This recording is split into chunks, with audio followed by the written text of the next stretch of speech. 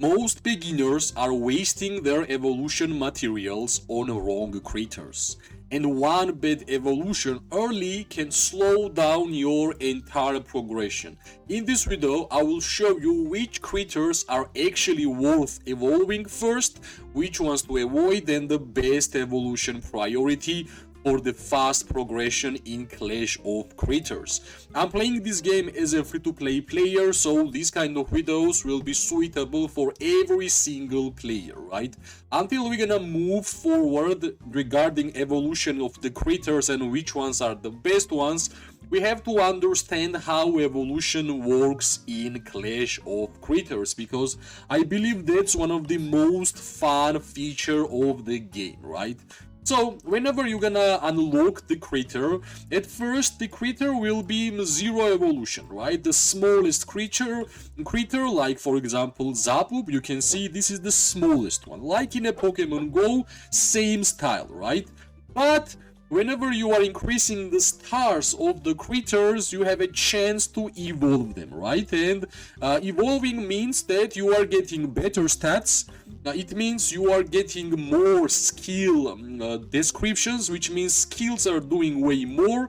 And of course, the view of the critter actually changes, right? For example, Frogling, this is the smallest one. Next tier, which is kind of legendary one, has a different skill, more stats. Red one is even bigger, and I don't know how to call which color is this one, but it's the biggest one, and skill has some additional features, which is of course great to have.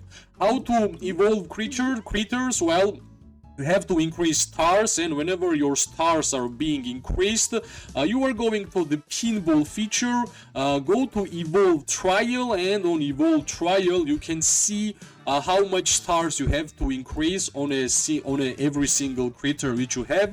And after you have these stars enough to start evolving, you can see here the small quest which you have to do in order for you to actually evolve the critter, right? For example, if I want to evolve my Cobledon, I have to increase 11 stars, and after I will have my 11 stars increased, I will have to feed my critter 3 stats 3 times. Currently I have 2, and I have to play the Iceland Gold Rush, use energy drink 5,000 times. Whenever I will have both of these quests completed, I will be able to evolve this tank, which is one of my favorite tank critters in this game. This is how the evolving critters actually work in Clash of Critters. I know as a free-to-play player, it's not easy to evolve until the maximum, but that's why these kind of videos are important, because you guys will understand which has the highest value whenever you are increasing the evolving the critters, right? Since we have the DPS, tank, fight, guardian, and support critters, I will try my best to share my experiences with every single class, right?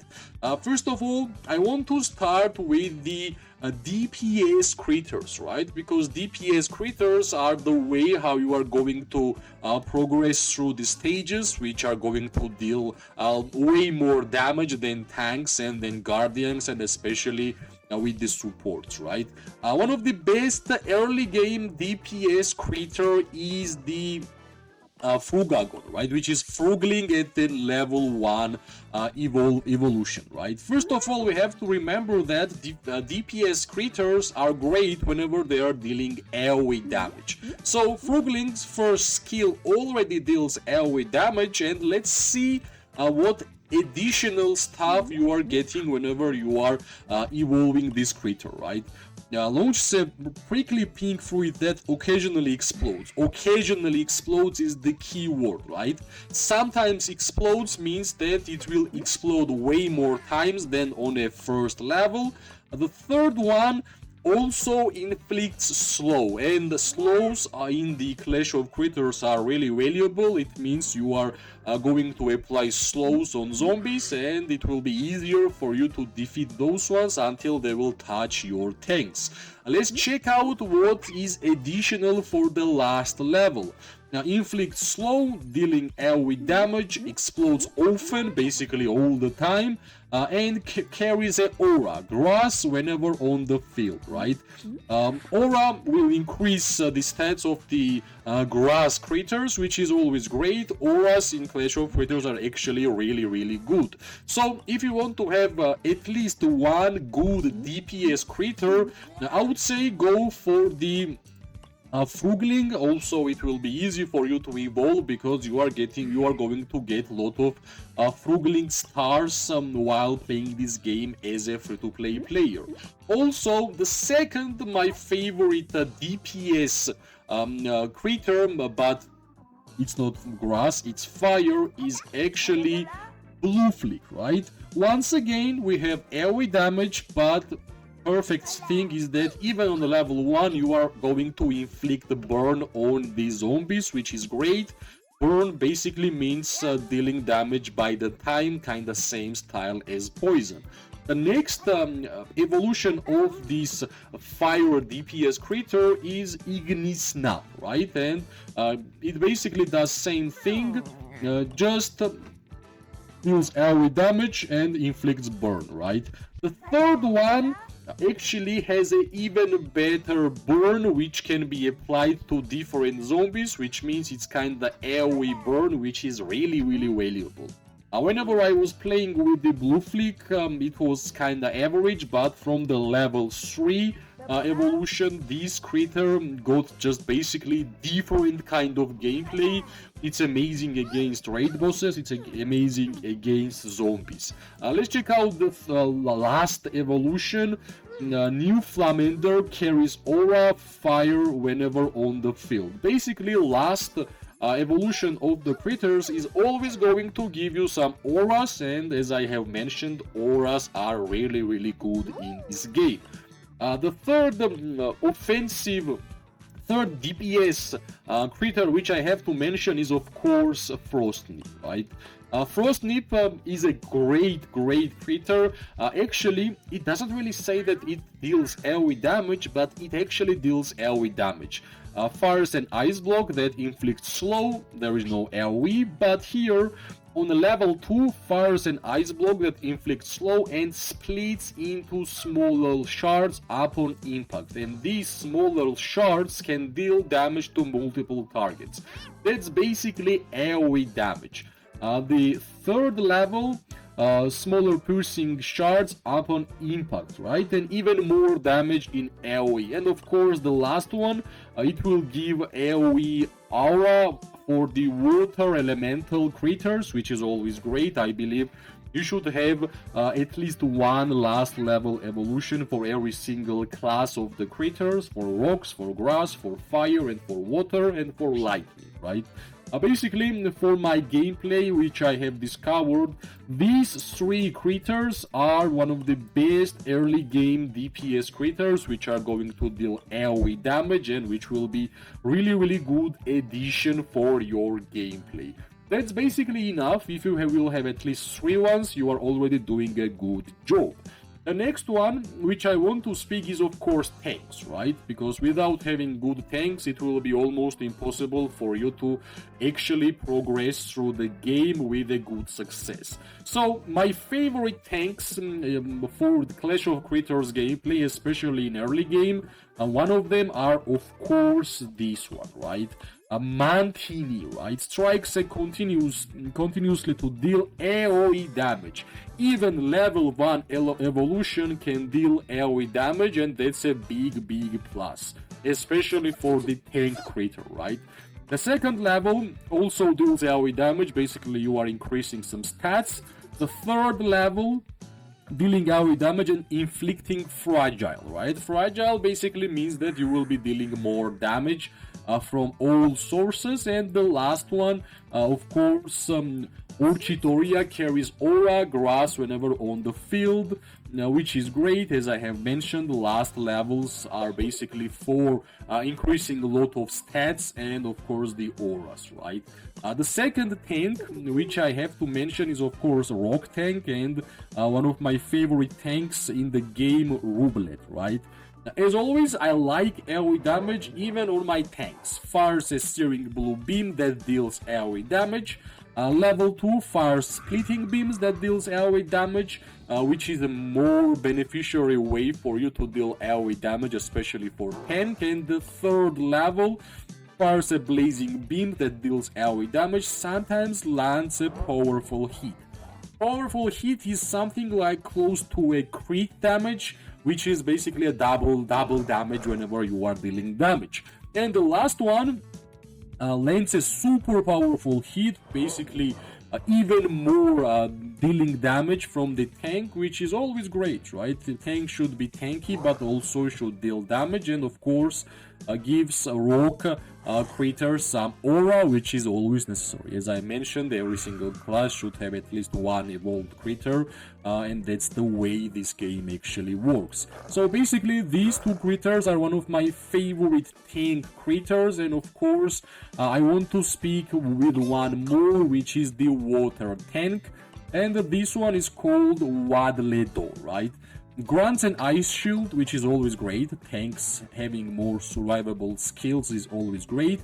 Fires ice crystals when the shield disappears, dealing AoE damage. AoE damage is actually the most important wording for Clash of creators in the game. Level 2 grants shield and charges up, fires ice crystals when the shield disappears, dealing AoE damage based on the charging time. So even more damage, even more features on a second evolution. The third one gains an ice shield, fires ice crystals when the shield disappears, dealing fully charged AoE damage. When knocked down, transforms into a ice sculpture. So more survivability, more damage, and really nice skill. And of course, the last level of evolution for this creator, which will be called Glide Flip, gains ice shield, fires crystals. When shield disappears, deals full charged AoE damage. When knocked down, transforms into an ice sculpture. And of course, for the water elementals, you are going to get aura, right? So basically, these three tank creatures are really good. I would say the last one will be more costly, like if you're gonna compare, this one is more free-to-play friendly tank creature, which will be way easier for you to evolve, like same kind of story as it was DPS and it was for Frugling, right? There is some creatures which are more free-to-play friendly, there are some creatures which are more pay-to-pay friendly in this game. So these three tanks, I would say good ones, and of course this one is more expensive. Also, it's not only about tanks, right? In this game you also have Guardians, right? Guardians are a little bit tanky and they are also dealing more damage than tanks, right? So for Guardians, you can see I don't have a lot of Guardians evolved, because as a free-to-play player, it's not that easy to evolve every single style of creatures in this game. So I believe one of the best Guardians, especially for the free-to-play players, is the Pyropop, right? And it's a fire elemental creature. Summons a fire pillar and of course deals AoE damage. On level 2, summons a powerful fire pillar that deals AoE damage. Level 3, summons fearsome flames that deals large AoE damage and inflicts weak, so pretty good debuff. And the last level, even stronger skill, Hellblaze, and of course we are getting some fire aura, which is really good, right? So it will be easier for you to evolve the Pyropop, one of the best free-to-play friendly guardian creature in the game, right? But also we have some more in this game. We don't actually have a lot of guardian creatures in this game, but we have one which is the lightning one, right? Unfortunately, I don't have enough Zappers to start evolving it, because I need to unlock them way more, right? So the lightning guardian, the level 1 fires a direct wave that deals AoE damage. Basically in one line you are going to deal damage to every single zombie, and inflicts knockback, right? Knockback is basically like a mini stun. Level 2 fires an arc wave that deals AoE damage, even more ways of dealing damage to multiple targets. Level 3 fires an energizing wave that deals AoE damage, inflicts knockback, grants nearby allies morale, damage boost. How amazing it is, right? This is one of the best Lightning Guardian creatures in the game, and in the end, last evolution, basically more powerful skill, and of course, you are going to get lightning aura for your lightning creatures, right? There's a second guardian creature which I want to speak, and the third one is actually not this one. Let me check. It was regarding the water. It's pretty new game still, that's why if I don't know the names of the creatures, it will be fine, right? This one is actually really good, the water elemental guardian creature, which is called Cribbler. Swings a claw, deals AoE damage, really simple, right? Level 2, swings a claw, deals AoE damage and inflicts Shredded. Shredded is basically decreasing the defensive stats of the opponents, of the zombies, which will help your DPS creatures to deal more damage. The third one deals AoE damage, inflicts Shredded, and gains attack boost when healed. So we have to remember, we have to heal this creature to actually use all the skill abilities which we have, and the last level gains attack boost, shreds, deals even more damage, and of course you are going to get a water elemental aura on the field for the water elemental creatures. I would say these three creatures for guardians are actually the really good ones, and hopefully you are trying at least Pyropuff, right? I understand you can't really get every single creature evolution, but if you're gonna have at least one, I believe you are in a good state. Also, one more class which is left is of course supports, right? And I believe supports are really underrated creatures in this game, and I will show you some of the support creatures which are super good, right? And one of them is of course Churling, right? This creature does so much that I want to actually evolve it until the end. So what's the support lightning Churlet does? This is continuously dealing AoE damage while healing nearby allies and granting them support, attack and defense boost. First time an early ally is danger, grants invisibility within the area. So I have no idea what you can more expect from the support. It grants you attack, defense, healing you and dealing damage. Basically does everything, right? Basically does everything. Level 3 grants invisibility within the area and rapid healing. So basically the third level will give you even more heals. And especially if you're gonna put this one near your tanks and guardians, it will give you a lot of survivability towards your defensive creatures such as guardians and tanks. And the last one, of course, it heals you even more, gives you even more attack and defense boosts, and of course you are going to get some lightning aura whenever on the field for lightning heroes. Also, we have a couple of support creatures which are actually pretty nice, and let me show you the ones, right? And basically I believe the lightning support creature is the best support in the game, because other ones are actually just dealing damage or just giving you some debuffs, right? That's why, for example, this one, if you want to have basically a lot of heals and some positive stats, you can go for the Buddy, right? Shines down the sunlight, healing allies, granting sunshine, attack boost. Now the level 2, healing your allies and giving you attack and defense boost. And the last one, even stronger healing, even more attack and defensive boosts. Also attacks with the seeds, providing extra sunlight on heat. So in the last level it will also deal some damage. This is the second one if you like to just basically get a lot of healing, but this one, which is the grass support, is more offensive one, right? It's basically throws some spores that continuously deals AoE damage like a poison, deals a small amount of damage to allies in range, but also grants them spore attack speed bonus, I would say put this one near your DPS critters. It will increase a lot of damage towards them and also deal quite a lot of damage by the time, right? The last level will give you more AoE damage, inflict spore, fragile, basically debuff, deal small amount of damage to allies in the range, and it will give you attack speed boost, and spore is damage reduction. Basically, this support critter is great whenever it's standing near your DPS. This one was near your guardians and near your tanks, but this one, the last two supports, which is Funglet and the Buddy, is basically more healers and more DPS oriented ones, right? These are the critters which I believe you should be evolving. Of course, some other ones can be really suitable for your gameplay, but I always will share my own experiences in this game.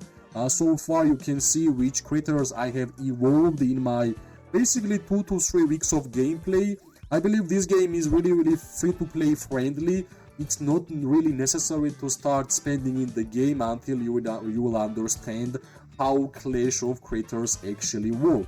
Hopefully, after watching this video, it will be easier for you to decide which critters to evolve, because I believe evolving critters are one of the most fun activities in Clash of Critters. As always, if you like the video, press like, subscribe, share. It gives me more and more motivation to make more content for this game. I wish everybody amazing day, morning and night. We are going to see each other really soon. Bye bye and luck.